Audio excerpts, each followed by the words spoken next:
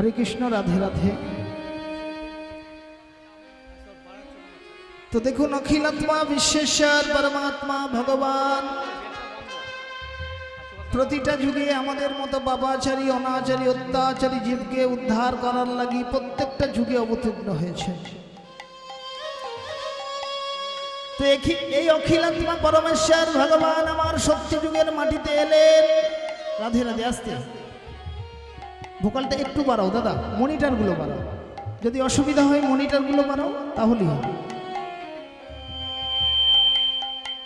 ভগবান আমার সত্য যুগের মাটিতে এলেন, সেদিন প্রভুর নাম কি হলো না, সেদিন প্রভুর নাম হলো মুরারি।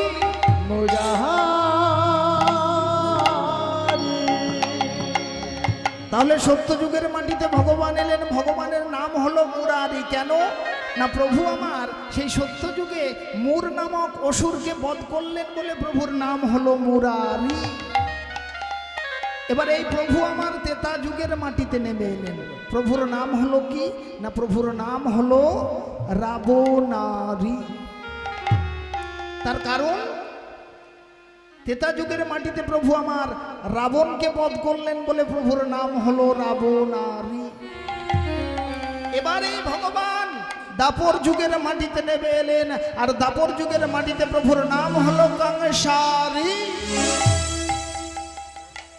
তার কারণ দাপর যুগের মাটিতে প্রভু আমার কংসকে বধ করলেন বলে প্রভুর নাম সেদিন হলো কংসারি। এলো কলিযুগ, আর এই কলিযুগের মাটিতে প্রভু আমার এলেন, প্রভুর নাম কি হলো মা, প্রভুর নাম হলো শ্রীকৃষ্ণ চৈতন্য মহাপ্রভু। শ্রীকৃষ্ণ চৈতন্য মহাপ্রভু।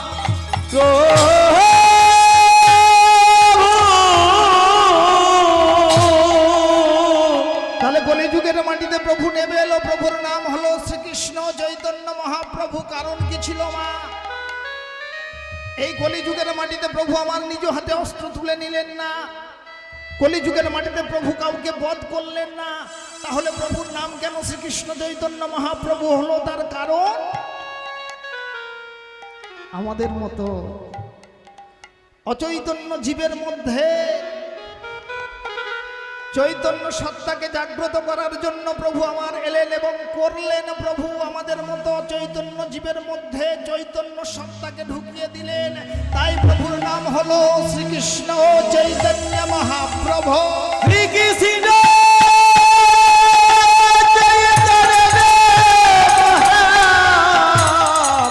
মহাপ্রভু।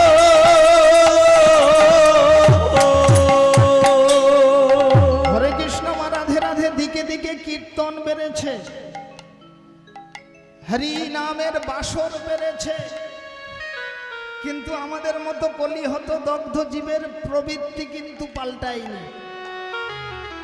আমরা যাই কীর্তন শ্রবণ করতে, বাড়িতে বাড়িতে দিকে দিকে এখন কীর্তন হচ্ছে, কিন্তু দুঃখের কথা হলো এটাই যে আমরা নিজেদের প্রবৃত্তিকে বদলাতে পারি না। তার কারণ কিছুদিন আগে একটা ঘটনা আপনারা শুনেছেন নাকি জানি না, আমি বলি বেশ কিছুদিন কয়েক মাস আগে একজন ছেলে তার মাকে ঠেঙিয়ে মেরে হত্যা করে দিল। রাধে রাধে বাবা। এই প্রবৃত্তিগুলো আমরা এখনো বদলাতে পারি না। কীর্তন বেড়েছে। এবার আমি কেন এই কথাটা বললাম, আপনারা হয়তো মনে মনে ভাববেন এই কথাটা কীর্তনে বলার উৎসটা কি, কারণটা কি। কারণটা হলো মা, দোষটা কিন্তু আপনাদেরও নয় আর আমাদেরও নয়, ভেতরে তত্ত্ব আছে। কি তত্ত্ব? সত্য যুগে প্রভু এই কলিযুগের প্রত্যেকটা মানুষের মধ্যে, যারা যারা আমরা কলিযুগে জন্ম নিয়েছি নর নারী রূপে, এই কলিযুগের প্রত্যেকটা মানুষের মধ্যে একজন নারীকে আশ্রয় দিয়ে রেখেছে। যে নারীর কবলে পড়ে, যে নারীর মোহে পড়ে, যে নারীর মায়ায় পড়ে আমরা প্রথম ভ্রষ্ট হচ্ছি, আসলটাকে নকল ভাবছি আর নকলটাকে আসল ভাবছি।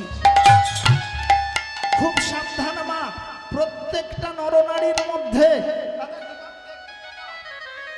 প্রত্যেকটা নরনারীর মধ্যে, প্রত্যেকটা মানুষের মধ্যে ওই নারীকে স্থান দিয়ে রেখেছে। তার নাম কি? তার নাম হলো বিস্মৃতি।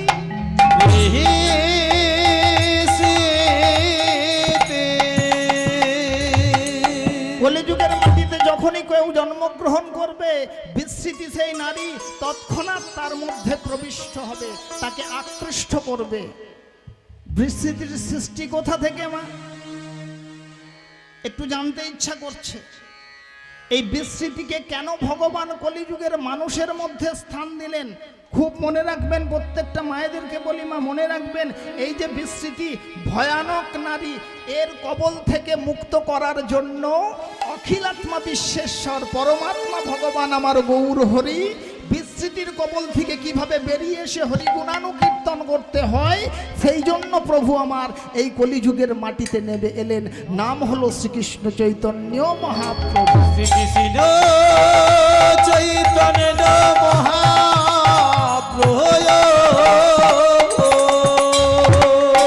এবার দেখুন এই বিস্মৃতির সৃষ্টি। সত্যযুগে অম্বরীশ নামে রাজা ছিল, প্রত্যেকেই জানেন। ছোট করে, সত্যযুগে অম্বরীশ নামে রাজা ছিল। এই রাজা কিন্তু নারায়ণের উপাসক ছিল। আর অখিলাত্মা পরমাত্মা ভগবান শ্রীমন নারায়ণ এই অম্বরীশ রাজাকে বর দিয়েছিল, তোমার যখন যখন কোনো বিপদ আসবে আমার এই সুদর্শন চক্র তোমাকে রক্ষা করবে। খুব মন দেবেন মা, এটা প্রত্যেকের জানা দরকার। আমরা কলিযুগের মানুষ, এই কলিযুগের মানুষের মধ্যে বিস্মৃতি কিন্তু বর্তমান, বিস্মৃতি কিন্তু লুকিয়ে আছে। এবার লক্ষ্য করবেন, নারায়ণ বৈকুণ্ঠে লক্ষ্মীকে বলছে, জানো লক্ষ্মী, মর্তধামে আমার এক ভক্ত আছে, যে হলো রাজা, তার নাম হলো অম্বরীশ, একনিষ্ঠ ভক্ত। যে এই কথাটা বলল মা, এই কথাটা শুনতে পেল কে না? বৈকুণ্ঠের দ্বারদেশে দাঁড়িয়েছিল নারদ। নারদ শুনল যে নারায়ণ লক্ষ্মীকে বলছে তার একমাত্র ভক্ত, একনিষ্ঠ ভক্ত মর্তধামে আছে, যার নাম হলো অম্বরীশ। এবার দেখবেন পাশের সামনে, মানে আমার বাড়ির পাশে যদি কেউ দুতলা বাড়ি করে, কেউ গাড়ি করে, ব্যাংক ব্যালেন্স করে, আমি যদি জানতে পারি বাবা আমার একটু কষ্ট হয় অযাচিতভাবে। ও করে ফেললো, আমি পারলাম না, কি হয় না? নারদের একটু মনে মনে ঈর্ষা হলো, মনে মনে ভাবলো, প্রভু আমি তোমার দিনরাত নাম জপ করি, এদিক ওদিক ঘুরে ঘুরে তোমার নাম বিতরণ করি, আমি তোমার ভক্ত হতে পারলাম না, আর এই মর্তধামের একজন রাজা যার নাম অম্বরীশ, সে তোমার ভক্ত হলো। তবে শোনো প্রভু, এই যদি হয় আমি এমন একটা কাজ করব যে কাজের দ্বারা অম্বরীশের দেহ থেকে, অম্বরীশের মন থেকে তোমার ভজন, তোমার সাধন সবকিছু আমি মুছে দেব। ভজন সাধন আমি সব কিছু মুছে দেহে।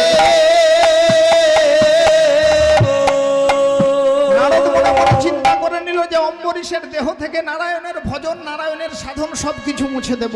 কি করলো নারদ? বললো এই জন্য আমাকে যেতে হবে কোথায় না অম্বরীশের রাজসভায়। একা যাবে? একা যাব?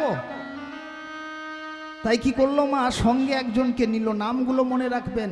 সঙ্গে যাকে নিল সেও ছিল একজন ঋষি, তার নাম ছিল পর্বত। কাকে নিল সঙ্গে? মায়েরা কথা বলবেন, সঙ্গে কাকে নিল? পর্বত ঋষিকে।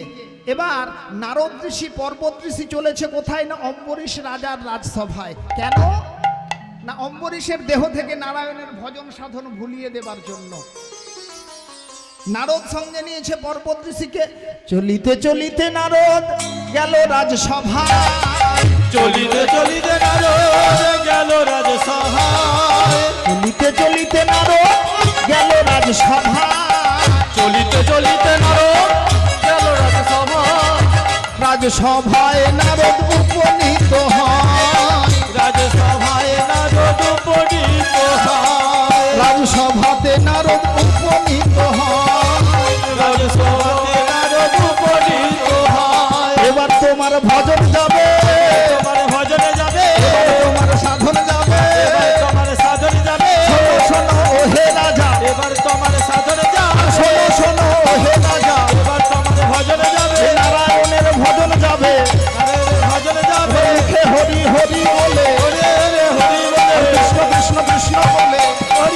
আবার হরি হরি হরি বলে হৃদয় গৌর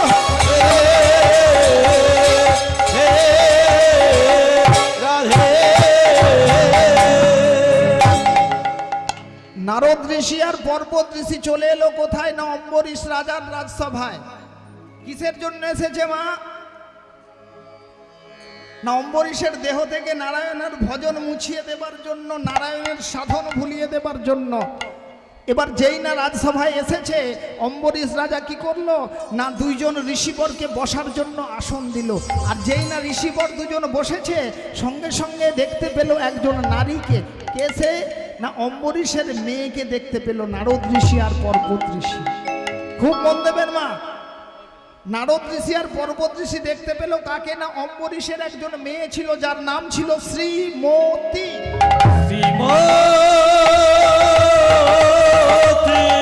এবারে শ্রীমতীকে যেই না দেখতে পেল, নারদ ঋষি বলে উঠলো, অম্বরীশ এটা তোমার কে? রাজা বলে এটা হলো আমার একমাত্র মেয়ের নাম হলো শ্রীমতী। বলে বিয়ে দিচ্ছ না কেন? তোমার মেয়ে তো বিবাহযোগ্য, তাহলে বিয়ে দিচ্ছ না কেন? রাজা বলে উঠলো যে উপযুক্ত পাত্র পাচ্ছি না, তাই আমি মেয়ের বিয়ে দিচ্ছি না। এবার দেখুন মা, অবাক করা জিনিস দেখুন, নারদ ঋষি অম্বরীশকে বলে উঠলো, অম্বরীশ তোমার যদি কোনো আপত্তি না থাকে, তোমার যদি কোনো বাধা না থাকে, তোমার যদি কোনো বিপত্তি না থাকে, তাহলে তোমার ওই একমাত্র মেয়ে শ্রীমতীকে আমি বিবাহ করিব। শ্রীমতীকে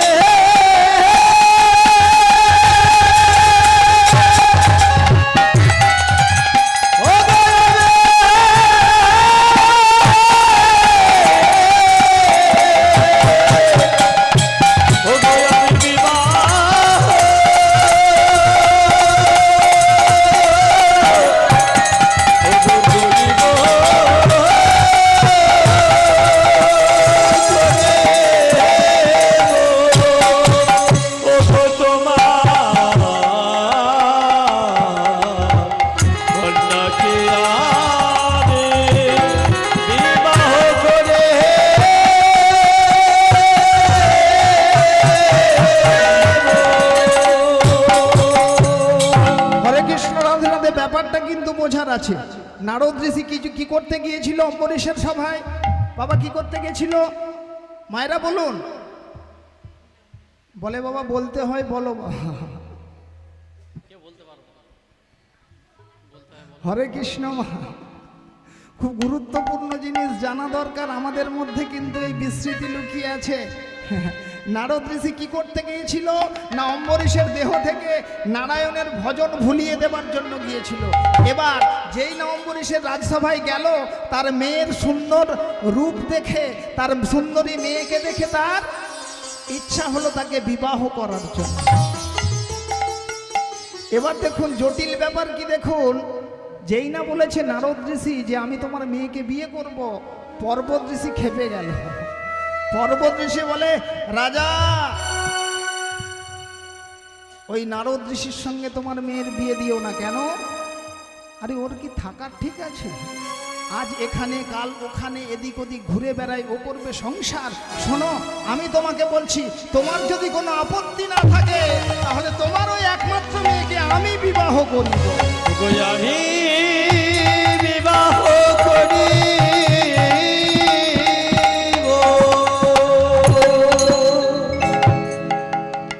নারদ ঋষি বলে আমি বিবাহ করব, আর পর্বত ঋষি বলে আমি বিয়ে করব। হরে কৃষ্ণ মা, রাধে রাধে। গিয়েছিল কিসের জন্য? ভজন সাধন ভুলিয়ে দেবার জন্য। এবার ওই নারদ বলে যে আমি বিয়ে করব, আর পর্বত ঋষি বলে আমি বিয়ে করব। দুজনের মধ্যে তুমুল ঝগড়া হয়ে গেল। রাজার একটা রাজবুদ্ধি আছে। রাজা বলে উঠলো, শোনো ঋষিবর, তোমরা ঝগড়া করো না, তোমরা কলহ করো না, তোমরা এক কাজ করো, তোমরা কালকে এসো। কালকে আমি একটা স্বয়ংভর সভার সৃষ্টি করব, আর সেই সভায় আমার মেয়ে যার গলায় বড়মাল্য অর্পণ করবে সে হবে আমার জামাই। ঠিক আছে, তাই হবে। নারদ ঋষি কি করলো? আসার সময় পর্বতকে সঙ্গে নিয়ে এসেছিল, কিন্তু যাবার সময় নিয়ে গেল না। কেন? না ঝগড়া হয়ে গেছে বাবা, তার কাজে বাধা দিয়েছে, বিপত্তি করেছে। তাই নারদ ঋষি চলে গেল কোথায়? বৈকুণ্ঠে নারায়ণের কাছে। প্রভু প্রভু গো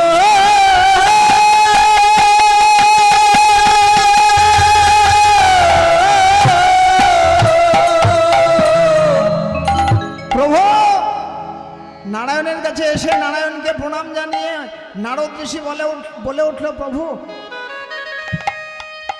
বড় বিপদে পড়ে তোমার কাছে এসেছি। বলে হ্যাঁ আমি তো জানি। নারায়ণ বলে হ্যাঁ আমি তো জানি, মানুষ বিপদে না পড়লে আমাকে স্মরণও করে না, আর বিপদে না পড়লে আমার আশ্রয়ও নেয় না। মানুষের যখন সুখ তখন মানুষ আমায় ডাকে না, আমায় স্মরণ করে না। মানুষের যখন প্রচণ্ড দুঃখ থাকে তখন মানুষ আমাকে আশ্রয় করে। তা নারদ বলো তোমার কি বিপদ, তুমি আমার সামনে বলে। প্রভু বিপদ তেমন কিছু নয়, আমি অম্বরীশের রাজসভায় গিয়েছিলাম, আর তার ওই রূপবতী মেয়ে যার নাম ছিল শ্রীমতী, তাকে দেখে আমার খুব ভালো লেগেছে, আমি তাকে বিয়ে করব। নারায়ণ বলে আরে বাবা তুমি বিয়ে করবে তো আমি কি করতে পারি? বলে প্রভু কাজ আছে। বাদ হয়েছে কে জানো? বাদ হয়েছে পর্বত ঋষি। পর্বত ঋষি বলে উঠল যে সেও সেই মেয়েকে বিয়ে করবে। ভগবান নারায়ণ বলে উঠল, দেখো তোমরা কে বিয়ে করবে আমার জানার দরকার নেই, তুমি আমার কাছে এসেছো, তুমি আমার ভক্ত, বলো আমাকে কি করতে হবে। খুব মন দেবেন মা এই জায়গায়। নারদ বলে উঠল, প্রভু তেমন কিছু করতে হবে না, একটা ছোট্ট কাজ করে দাও। কি কাজ? তুমি যদি পর্বতের মুখটাকে হনুমান করে দাও। তুমি যদি পর্বত মুখটাকে হনুমান করে দাও। মায়েরা বোঝা গেছে নারদ কি চাইলো যে পর্বতের মুখটাকে যদি হনুমান করে দাও তাহলে মেয়েটা কি সেই হনুমানের গলায় মালা দেবে? দেবে না। হরিবল হরিবল। মালাটা কার গলায় পড়বে? নারদের গলায়। নারায়ণ বলল আচ্ছা ঠিক আছে তাই হবে, তথাস্তু। যেই না বলেছে তথাস্তু। এবার নারদ ঋষি মনে মনে ভাবছে আর আটকায় কে? শ্রীমতী এবার আমার। আনন্দ ধরে না, আনন্দ ধরে না, আনন্দ ধরে না, আনন্দ ধরে না।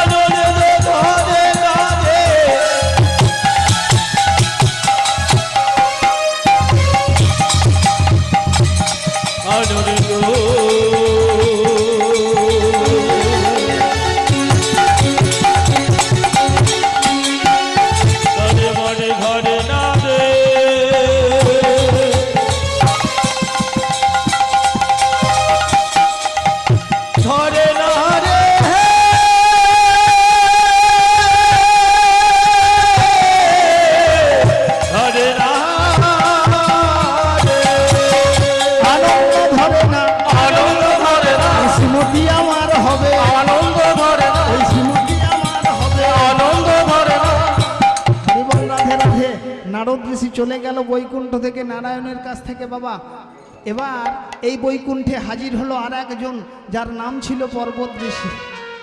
পর্বত ঋষি এসে নারায়ণকে বলে প্রভু বড় বিপদে পড়ে তোমার কাছে এসেছি। বলে তোমার আবার কি বিপদ? না আমি গিয়েছিলাম অম্বরীশের সভায়, সেখানে তার একমাত্র মেয়েকে দেখে আমার পছন্দ হয়েছে, আমি তাকে বিয়ে করতে চাই। বলে আচ্ছা ঠিক আছে তুমি বিয়ে করবে তো আমি কি করতে পারি? বলে প্রভু বাদ হয়েছে ওই নারদ, সে বলে সে মেয়েটাকে বিয়ে করবে। বলে আচ্ছা আচ্ছা আমাকে কি করতে হবে? বলে প্রভু তোমাকে বিশেষ কিছু করতে হবে না, ছোট্ট একটা কাজ করে দাও। বলে কি কাজ? না তুমি যদি ওই নারদ ঋষির মুখটাকে বাঁদর করে দাও তাহলে আমার সুবিধা। বলে তুমি যদি নারদ ঋষির মুখটাকে বাঁদর করে দাও তাহলে আমার সুবিধা। হরে কৃষ্ণ। নারায়ণ বলল আচ্ছা ঠিক আছে তাই হবে, তথাস্তু। পর্বত মনে মনে চিন্তা করছে খুব জব্দ করেছি নারদ ঋষিকে।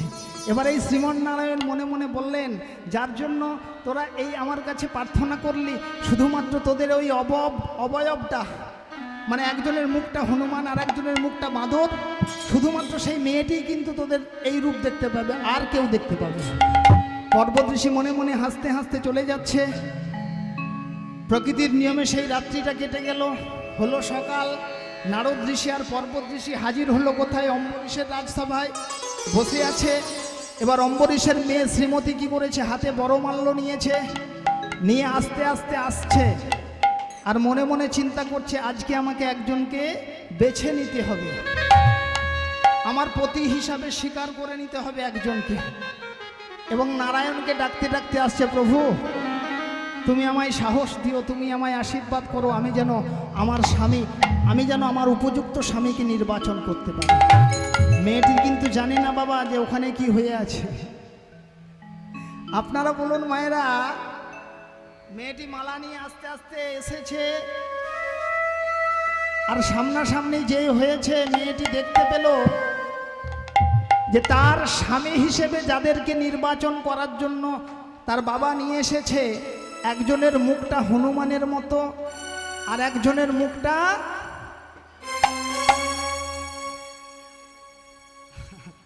হরে কৃষ্ণ বাদরের মতো। মেয়েটা বলে, বাবা আমি এখন কি করি? আপনারা মা চিন্তা করুন, কোনো মেয়ে কি চাইবে যে তার যে স্বামী হবে তার মুখটা হনুমানের মতো হোক?